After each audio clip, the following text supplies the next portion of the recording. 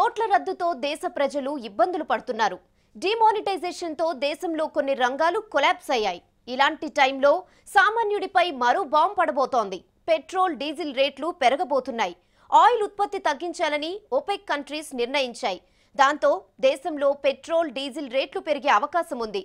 ఇప్పటికే దానిపై ప్రచారం కూడా జరుగుతోంది. నిజమేనా? ఆయిల్ రేట్లు మరింత ప్రియం కాబోతున్నాయా? సామాన్యుడిపై పెట్రో భారం తప్పదా? పెరగనున్న పెట్రో ధరలపై V6 స్పాట్లైట్.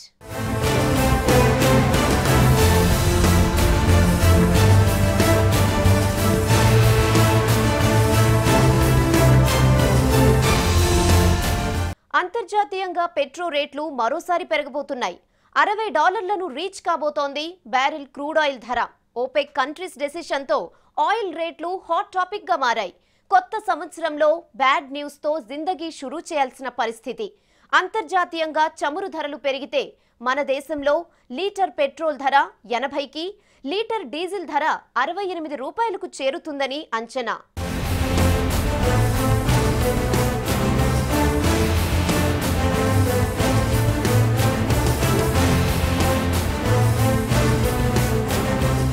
నోట్ల రద్దుతో దేశం రోడ్డు మీదకొచ్చింది. నెల రోజులైనా పరిస్థితి ఇంకా అదుపులోకి రాలేదు. ఏటీఎంల ముందు క్యూలు, బ్యాంకుల్లో ఫైటింగ్ సీన్స్ కామన్ గా మారిపోయాయి. ఇప్పుడు కరెన్సీ కటకటతో అల్లాడుతోంది దేశం.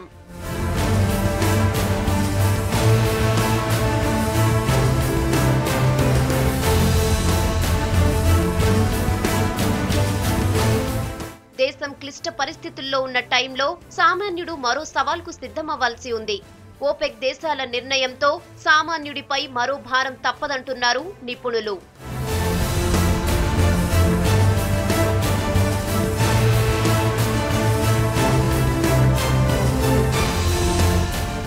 ఇంధనం ప్రపంచానికి నిత్యావసరం. దానికోసమే యుద్ధాలు, మారణ హోమాలు జరుగుతున్నాయి.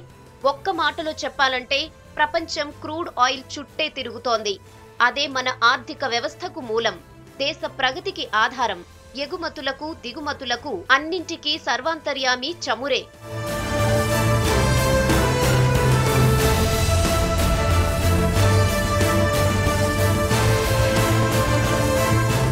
ప్రపంచంలో పెట్రోలియం వినియోగంలో మన దేశానిది 4వ స్థానం.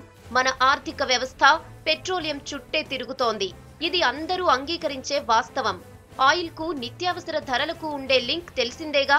దేశం రోజు 4.2 మిలియన్ బ్యారెల్స్ ఆయిల్ ని దిగుమతి చేసుకుంటోంది. దీనికోసం ఏటా మన దేశం ఖర్చు పెడుతున్నదెంతో తెలుసా?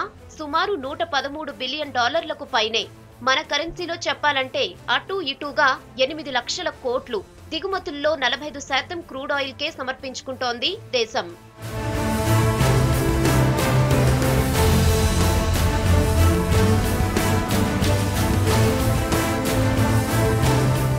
ఇక అసలు విషయానికొస్తే ఓపెక్ దేశాల నిర్ణయంతో క్రూడ్ ఆయిల్ ధరలు మన దేశంలో 5 నుంచి 8% పెరగబోతున్నాయన్నది లేటెస్ట్ హాట్ టాపిక్. అదే జరిగితే లీటర్ పెట్రోల్ ధర 80 రూపాయలకు, లీటర్ డీజిల్ ధర 68 రూపాయలకు పెరగబోతున్నాయని నిపుణుల అంచనా. ఈ ధరలు రాష్ట్రాలను బట్టి మారతాయి. దేశంలో మన రాష్ట్రంలోనే వ్యాట్, కస్టమ్స్ డ్యూటీ లాంటివి ఎక్కువ. అన్ని కలుపుకుంటే భారం మరింత పెరిగే అవకాశం ఉందన్నది ఓ అంచనా.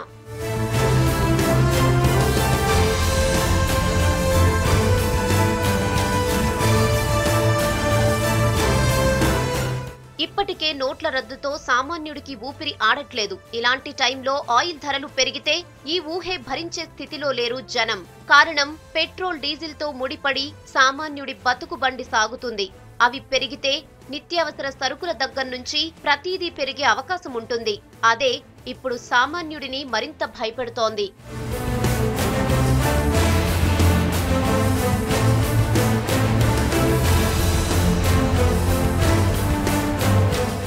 దేశ అవసరాలకు ఇంధనం ఇంపార్టెన్స్ గురించి పెద్దగా చెప్పాల్సిన పని లేదు. ఆర్థిక ప్రగతికి చమురు వినియోగం తప్పనిసరైంది. మనకు ఆయిల్ అవసరాలు అంతకంతకు పెరిగిపోతున్నాయి. పెరిగే ధరలు 3-4 నెలల పాటు కొనసాగే అవకాశం ఉందంటున్నారు నిపుణులు.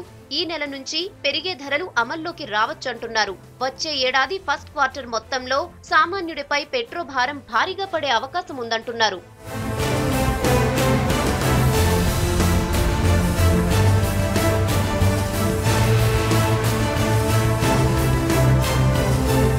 ప్రపంచవ్యాప్తంగా ఇంధన ధరల్ని శాసించేది ఓపెక్ కంట్రీస్. అదే చమురు ఉత్పత్తి చేసే దేశాలు.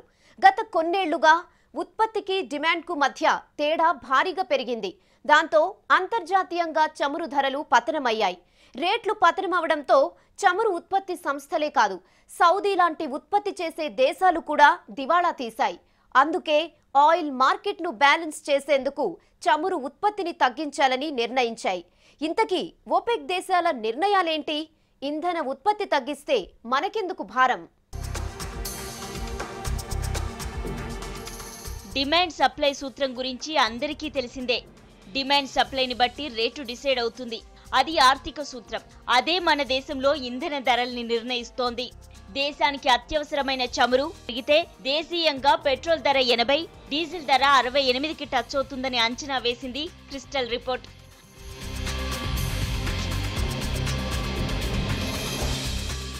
ఆయిల్ మార్కెట్ ను బ్యాలెన్స్ చేసేందుకే ఓపెక్ దేశాలు ఈ నిర్ణయం తీసుకున్నాయంటున్నారు నిపుణులు. 2013 మిడిల్లో ఓ దశలో $120లకు చేరింది బ్యారెల్ క్రూడ్ ఆయిల్ ధర. కానీ 2014 నుంచి ఆ ధరలు పతనమయ్యాయి. ఓ దశలో $30లకు పడిపోయింది.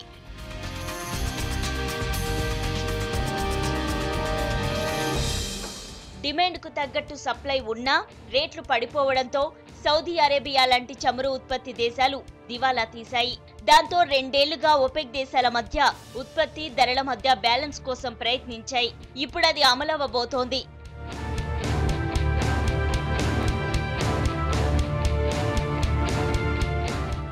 ఓపెక్ అంటే Organization of Petroleum Exporting Countries. ఇందులో మొత్తం 13 సభ్య దేశాలున్నాయి. నవంబర్ 28న ఉత్పత్తిలో కోత విధిస్తున్నట్టు ఓపెక్ దేశాలు సంచలన ప్రకటన చేశాయి. జనవరి 1 నుంచి రోజుకు 1.2 మిలియన్ బ్యారెల్స్ ఉత్పత్తిని కోత పెట్టేలా ఈ దేశాలు ఒప్పందం కుదుర్చుకున్నాయి. 2008 తర్వాత ఇదే అతిపెద్ద కోత. ఈ ప్రకటనతో అంతర్జాతీయంగా ఆయిల్ ధరలు 19% పెరిగాయి. నాన్ ఓపెక్ సభ్యులు కూడా మరో 0.6 మిలియన్ బ్యారెర్ల ఉత్పత్తిని కోత పెట్టనున్నట్టు ప్రకటించే అవకాశం ఉంది.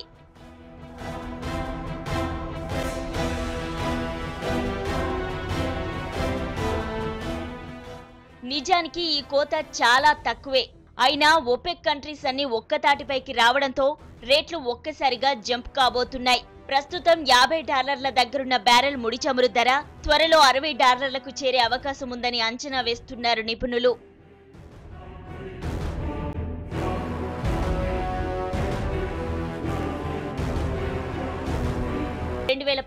మార్చి దాకా ఉత్పత్తిలో కోతలుంటాయని ప్రకటించాయి. దాంతో 4-5 నెలల పాటు రేట్ల పెరుగుదల భారీగా ఉండే అవకాశం ఉంది.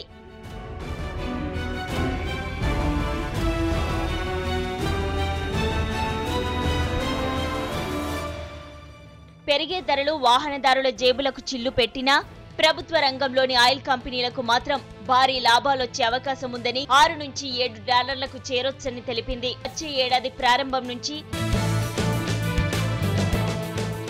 మొత్తానికి 2017 జనవరి 1 నుంచి అమల్లోకొచ్చే ఓపెక్ కంట్రీస్ నిర్ణయం భారత్ లాంటి భారీ వినియోగ దేశాలకు ఆర్థికంగా ఎఫెక్టే అంటున్నారు ఎక్స్పర్ట్స్. చమురు రంగంలో 80% పైగా దిగుమతులపైనే ఆధారపడుతోంది దేశం.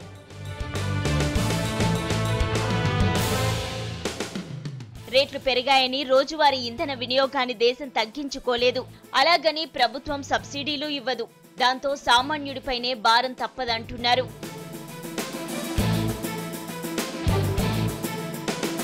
చమురు మార్కెట్లో రేట్ల మాయాజాలం సామాన్యుడికి ఎన్నడూ అంతుబట్టదు.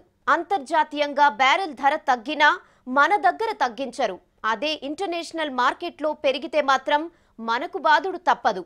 2 ఏళ్లుగా చమురు ధరలు నేలచూపులు చూసినా సామాన్యుడికి మాత్రం ఆ ప్రయోజనాలు దక్కకుండా చేసింది కేంద్రం. ఇప్పుడేమో అంతర్జాతీయంగా ధరలు పెరగబోతున్నాయని బాధుడుకు రెడీ అయిపోతోంది.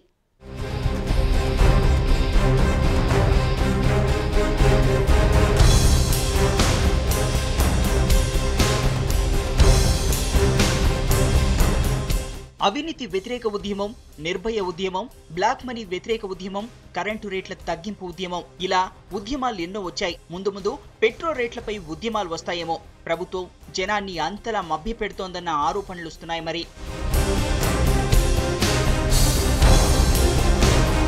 గడ్డు పరిస్థితిని ఎదుర్కొంటున్నాయి. నిజానికి గత 2 ఏళ్లుగా క్రూడ్ ఆయిల్ ధరల్లో 50% పతనం నమోదైంది. 2013 మధ్యలో $120లకు పైగా పలికిన క్రూడ్ ఆయిల్ ధర ఆ తర్వాత నేల చూపులు చూసింది. ఓ దశలో ఈ ఏడాది జనవరిలో $33లకు చేరింది. అంటే సుమారు 60% రేటు దిగొచ్చిందన్నమాట. కిరీట్ ఫారిక్ కమిటీ కొన్ని సిఫార్సులు చేసింది. యూపీఏ హయాంలో సబ్సిడీలతో ఆయిల్ కంపెనీలకు భారీ నష్టాలు వస్తున్నాయని కిరీట్ ఫారిక్ కమిటీ ధరల నియంత్రణను ఎత్తివేయాలని సూచించింది. పెట్రోల్ ధరలను నెలకు 2 సార్లు, డీజిల్ ధరలను నెలకోసారి సవరించాలని సూచించింది. ఇప్పటిదాకా అదే జరుగుతోంది. డీజిల్ ధరలను నెలకోసారి 50 పైసల చొప్పున పెంచి ఆయిల్ కంపెనీల నష్టాలని తగ్గించేందుకు కృషి చేస్తోంది ప్రభుత్వం. రూపీతో డాలర్ రేటు, గ్లోబల్ మార్కెట్లో బ్యారెల్ క్రూడ్ ఆయిల్ ధర, దిగుమతి సుంకం, రిఫైనరీ ఖర్చులన్నింటినీ కలుపుకున్న ₹30కు మించకూడదన్నది నిపుణుల అంచనా. కానీ పెట్రోల్ కంపెనీల మార్జిన్ ₹2.5, ₹19కు పైగా ఎక్సైజ్ డ్యూటీ, కేంద్రం నుంచి పెట్రోల్ బంకులకు చమురు వచ్చాక అక్కడ డీలర్ల కమిషన్ మరో ₹2.26 కలుస్తుంది. ఆ తర్వాత రాష్ట్ర ప్రభుత్వం వ్యాట్ రూపంలో లేదా సేల్స్ ట్యాక్స్ రూపంలో మరో ₹15 దాకా వడ్డిస్తుంది. ఇలా మొత్తంగా ₹40 దాకా అదనపు ట్యాక్సుల రూపంలో సామాన్యుడి చేతి చమురు వదులుతోంది.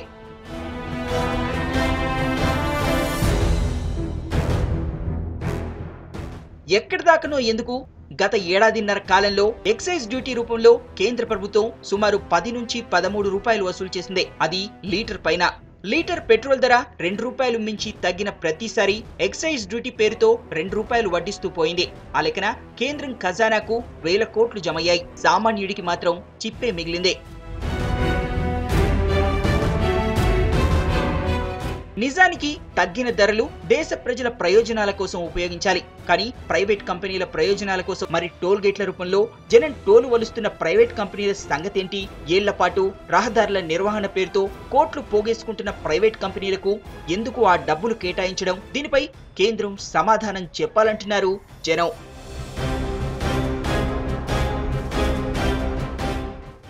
మొత్తానికి పాలకులకు ఆయిల్ కంపెనీల మీద ఉన్న శ్రద్ధ సామాన్యులపై లేదన్నది క్లియర్. ఆయిల్ వినియోగదారులపై కేంద్రం ఓ రకంగా చేతి చమురు వదిలిస్తోంది. మరోవైపు వ్యాట్ పేరుతో రాష్ట్ర ప్రభుత్వాలు సామాన్యుణ్ణి దోచేస్తున్నాయి. కేంద్ర రాష్ట్ర ప్రభుత్వాలు కరుణిస్తే ఈ కష్టకాలంలో సామాన్యుడికి దక్కే ప్రయోజనం అంతా ఇంతా కాదు. కొన్నేళ్ల క్రితం సబ్సిడీలు, ద్రవ్యలోటు పేరుతో మాయ చేశారు. ఇప్పుడు సబ్సిడీలు ఎత్తేసినా, ద్రవ్యలోటు తీరినా సామాన్యుడికి మాత్రం ఆ ప్రయోజనం దక్కలేదు. ఇప్పుడు భారం వేయకపోతే చాలనుకుంటున్నాడు. మరి పాలకులు ఏం చేస్తారో? ఇది V6 స్పాట్లైట్.